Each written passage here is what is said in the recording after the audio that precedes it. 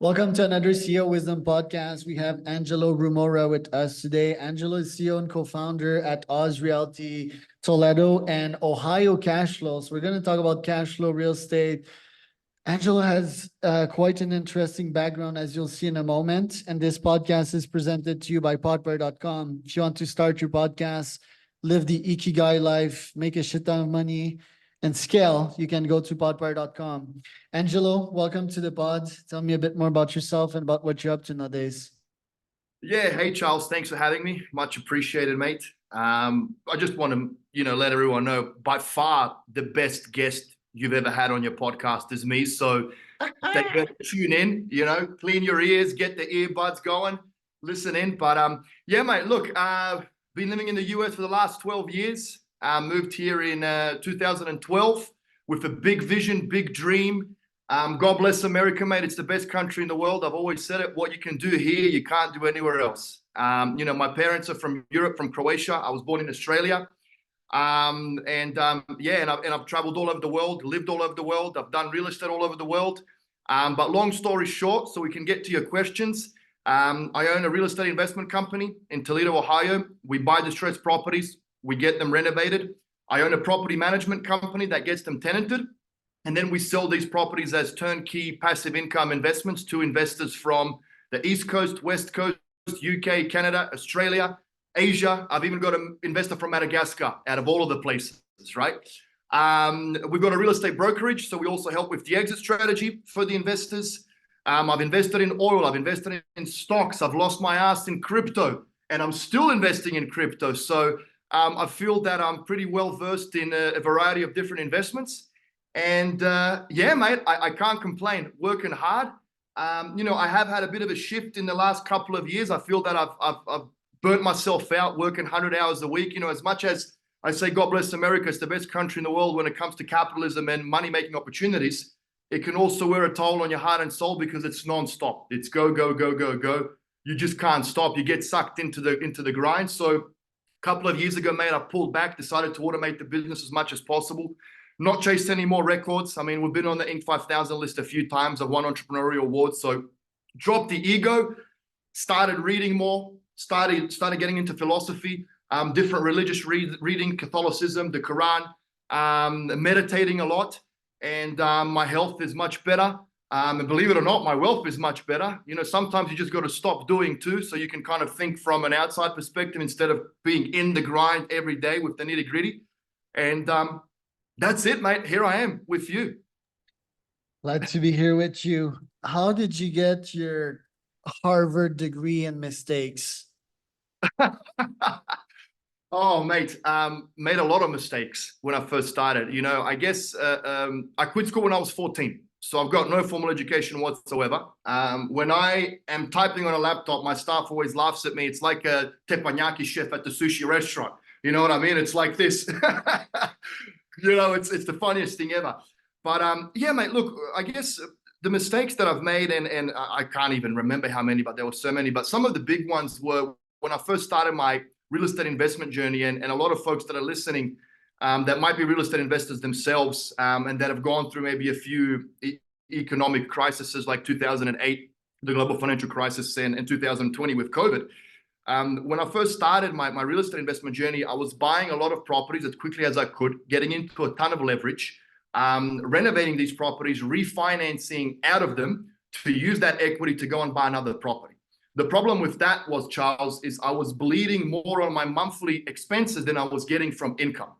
So it was just a recipe for disaster. It was a very slow bleed. Back in the day, I picked up a lot of chicks, right? Because I was able to say, look at me, I'm this awesome real estate investor. I got a lot of properties, but it was making me go broke. So that was one of the big mistakes that I would say that I made, which is just which is just one portion of my Harvard degree. But I can go on and on and on and on with business mistakes that I made. Another big one. I've had a few interviews and they asked me, if you could turn back time, what would you do differently? And I joke around, I would never do it again, because the entrepreneurial path and the path of a business owner it's a lonely road to the top. You're always chasing tail. You get disappointed by a lot of people. No matter how hard you work, shit always hits the fan. You got to fix problems. But if I could turn back time, if I could do things again, I would go much slower, so I don't burn out as quickly as I did. I made millions, mate, but I burnt out. And in a way, I feel that I don't want to go as hard and grind anymore as I did back in the day. I want more smooth sailing now. But if I maybe paced myself and did it a little bit slower, I could grow at 10% per annum for 50 years instead of scaling my business. We literally doubled revenue for the first 5 years, and that absolutely killed me from an emotional and physical standpoint. What do you do when shit hits the fan? Give us some poignant story of yours and how did you get back on your feet? Oh, mate, you're putting me on the spot here. When shit hits the fan, um, wow. So let me give you an example. My CEO embezzled $250,000 from us back in the day. I've lost over $2 million in contractors lying and stealing. They would take a draw. Instead of using it on a rehab, they would buy a boat, buy drugs, take the wife on a holiday, buy a car, use it on another job. I mean, the list goes on and on and on. Mate, when shit hits the fan, you just got to cry it out and show up every single day. They say 50% of the job is complete when you just show up. So you can't feel sorry for yourself, or you can, but not for too long. And you just got to show up the next day, or literally immediately dust yourself off and keep moving forward. That's, I don't know any other way, mate. Not having any formal education, I guess I'm a bit of a primitive individual when it comes to that. If I say I'm going to put my head through the wall, I put my head through the wall, even though it breaks my neck, but that's what I do. And I think as an entrepreneur and a business owner, shit will hit the fan every single day, and you just have to keep pushing forward no matter what. I'm also a fan of that, like educated is a big word. I was always rejected by the school system. I always excelled at school, but I was a little fucker. So I was always outside of the class, in trouble with all forms of authority. So I have a discuss for any types of authority in the classic educational system, but I also very much adhere with your approach. I mean, I have coaches, I have psychotherapists, but the best approach is probably going and crunching kilometers in the mountains and suffering even more. Then understand that, I'm just being a little bitch about it, and I just need to pick my shit up and go back to work, while having, support, quote unquote. But I'm not a big like friends or family guy. I'm sort of a loner. Love that approach. And there's a lot of wisdom in folks like David Goggins, for example. Like he's a modern genius, even though like IQ is not his strength, but I think he has so much wisdom to share.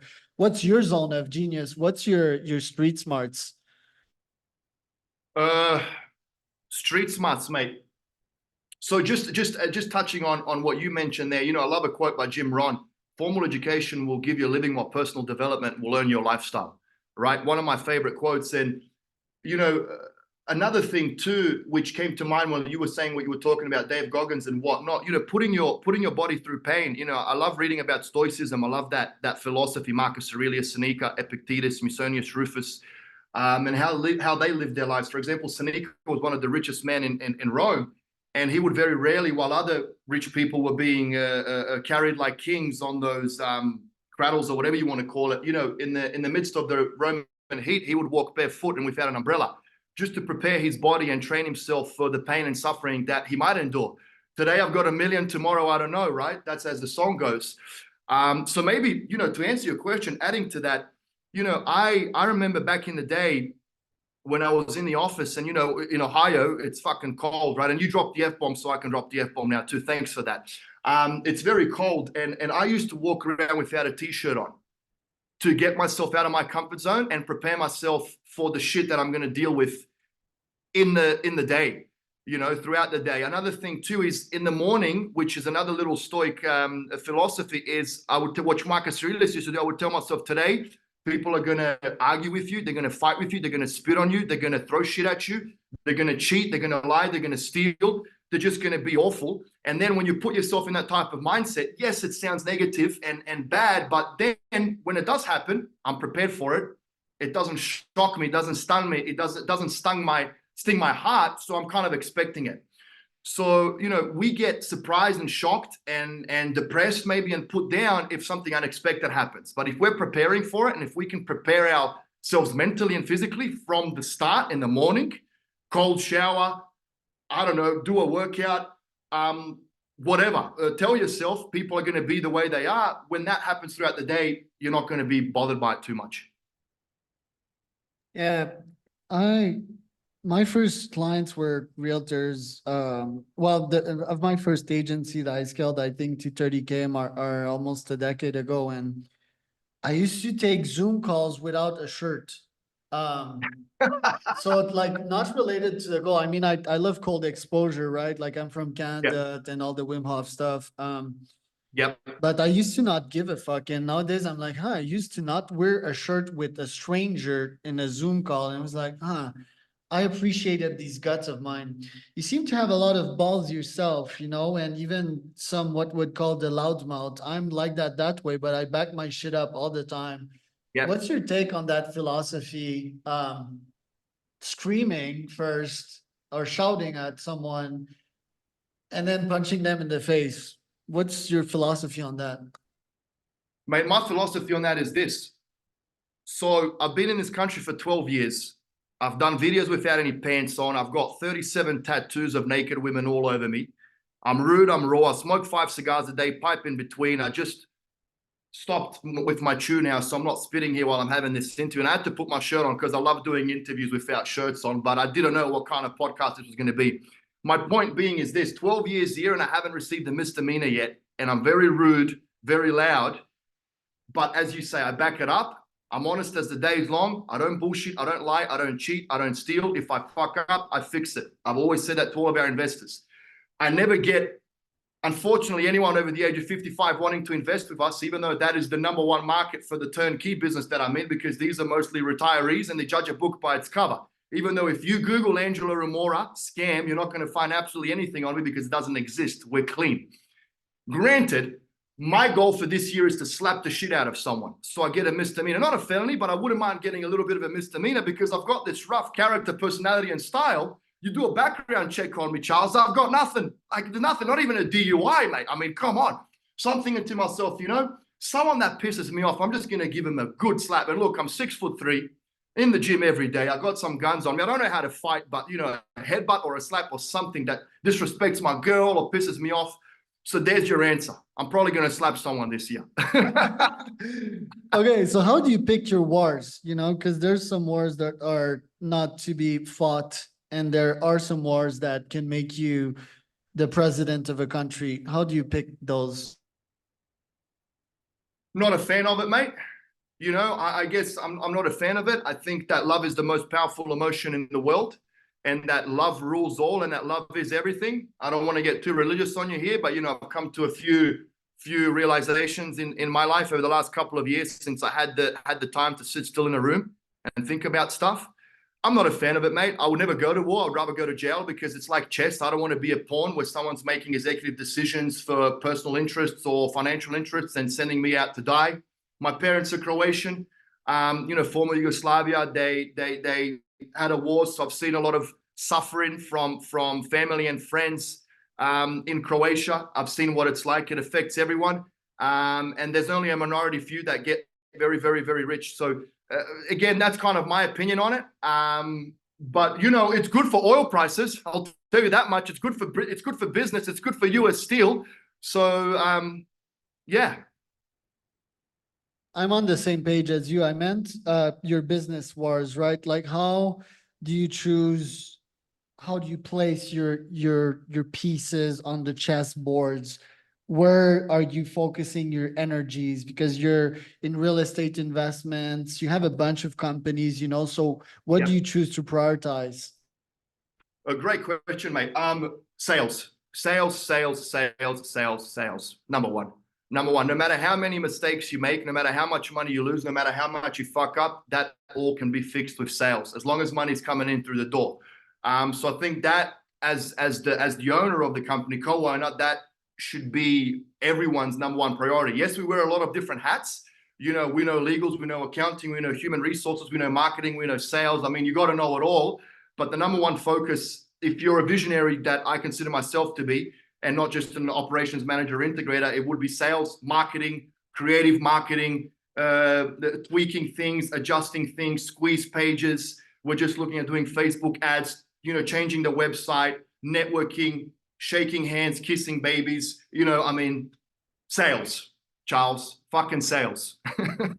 Now, your touch with God, quote unquote, how do you infuse your life with that? And what effect did that had on your businesses and your wealth? Huge, mate. Well, they say the Bible is one of the best business books written if you know how to perceive it, and you don't just look at the and you try and understand that. You spend more time meditating on the words rather than just reading it. And saying, oh, Abraham's the daughters tried to seduce him to sleep with him in the First Testament or whatever it is. You know what I mean? So you have to have a little bit more of an open mind. Again, I'm not being a preacher here or evangelist or anything religious, but for me, mate, look, I pray for half an hour in the morning before every meal. I pray in the evening before I go to bed. I pray to a higher power, to God. We all have something. Well, most of us have something bigger and better that we believe in, somewhere that we will go after this part of our life is over. For me, mate, it just it puts me in a level of peace, gratitude, and calm, which I think is very necessary with the day-to-day insanity that goes on. And there's little quotes, for example, that Jobs said, the Lord gives and the Lord gives and the Lord takes away. Blessed be the name of the Lord, right? So in a way, what it does to me, that quote, if I repeat that to myself, it's a mantra. If shit's good and I'm making a lot of money, I don't get too euphoric. If shit's bad and I'm losing a lot of money, I don't get too depressed.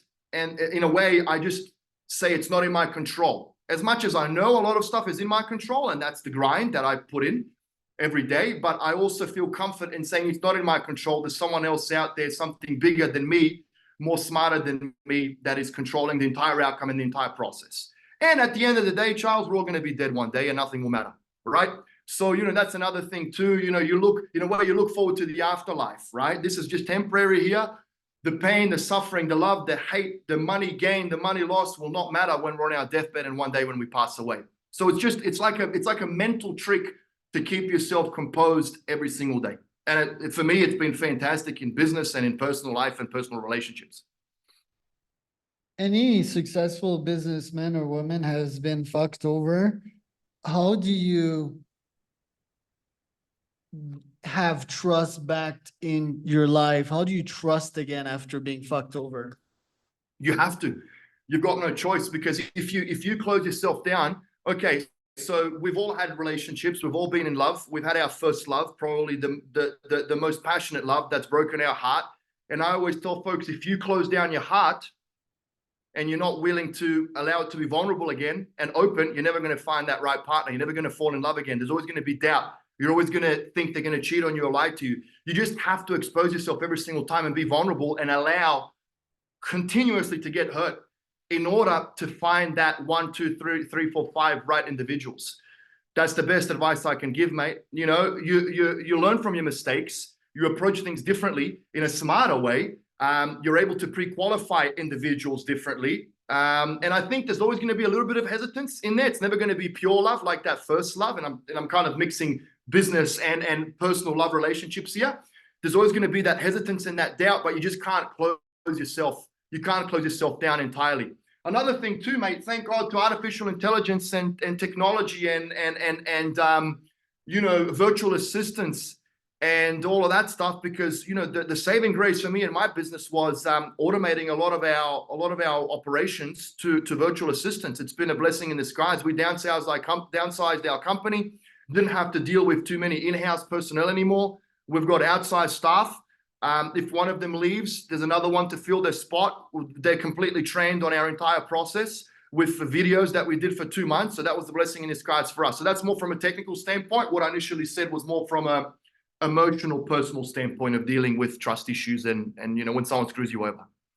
Yeah, I like to ask that question myself because I've been fucked over many times, and Yeah. I guess like a bit more due diligence. I use ChatGPT also to do due diligence on people. I just feed it troves of data and I ask it, should I trust this person? Another great tip there is quantity, right? If you have 10 options, I mean, you won't worry about firing that person because you have 10 more options. You can choose your Correct. partners and just taking a bit more time, be a bit more patient, because when you choose people and decide to invest in them and trust them and, like invest hundreds of hours into them and then they fuck you over. It's a heartbreak, and that fucking hurts and it takes time to put back to Yeah. pieces. So think about that. That's what Before killed me they- the most, Charles. That's what killed me the most. What you just said, you spend 3, 4, 5, 6 months investing your time, resources, experience, intelligence, money, and then they leave or they cheat or they don't do the job. And then you got to start all over again. And it kills, it hurts. It hurts. Not because I don't care about the money. It's like, to me, it's like, man, you got a family. Like, don't you want to do better for you and your loved ones, to be able to support them, to create a better life? You forget about me and my company, but it's about you in a way, and you're fucking around with the blinds for 10 hours a day. You know what I mean? Like, do the job. Right. And then you invite them to your inner circle. They spend time with your wife, you spend time going to the restaurant together. And then you just feel cheated. You invest so much in them because us visionaries and successful folks, like we're something, like we always friggin' give. And these people, they just take, and they lie and they just break the construct of humanity, because humanity was built on trust, and without trust and deliverance and accountability, there's no humanity, there's no society, there's nothing. And then, it probably fires your trauma back up, because you feel cheated, you feel like someone has taken advantage of you.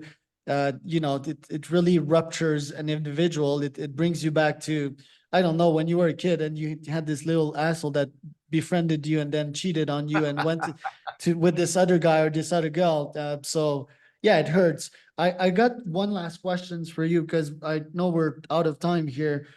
How do you not let your ego fucked you up and take over? Because once you get success, you start believing that you're the shit, you smell your own shit and you like it, and sometimes you can tell yourself stories. So how do you not let that derail yourself from your true goals? Yeah, mate, life will always bring you down. Trust me. Life has a funny way of bringing you down. No matter fucking how high you get, and no matter how much your ego blossoms, there's always something around the corner that will knock you down and bring you back to ground level. Now, back in the day, and I think competition is good. I used to look at what others are doing, and all of that fake bullshit on Instagram and those cars and all of that crap. It used to tickle my fancy back in the day. Nowadays, mate, I just compete against myself. No one else. I want to be better every single day than I was yesterday. I go to the gym not to look like the guy next to me, but to be a better version of me every single day. It's not about others. It's not about competing with others. I don't. And another thing too, mate. I've kind of had it all, Charles, and that does it too. I've had the cars. I've had the properties. I've won the awards. I've made the money. I've lost the money. I've come full circle. And then after a point, it's like you don't really care about that anymore. Ego becomes secondary. It's more about peace, serenity, having a good life, being loved, loving, and just enjoying what you do. How many people, you can have, this is a good question for people that you interview. Are you happy? Are you truly happy? And, you can kind of see if people are, or if they're not, with their answer. I think that's the most important question to us. Doesn't matter what you're doing. Doesn't matter how much money you have. Are you happy? That's the key to life. Are you happy? Being happy. And whatever that means for anyone, just be happy. Right. And sometimes, most of the times, you don't even need to ask. You just need to look at someone in the eyes. The eyes, they Yeah. tell so much. Some people, they're like this. They smile, Yeah. but their eyes are like this. Yeah. And they're Well, thinking eyes are the about windows something to the else. soul. I see them Right. all the time on LinkedIn. Like big smiles but empty eyes. Happiness is positive also for your wealth. Like if you're happy, you're just gonna be in better shape, better health, more productive, more hours, and you get to learn to love your craft as well. So very good point here. Where can people find out more about you online, Angelo? Mate, Google is your best friend. Just Google Engelo Rumora, or jump on ohiocapture.com, ozrealty.house. Happy to help anyone that might be interested in investing in real estate, or just reach out. Happy to point them in the right direction, if nothing else.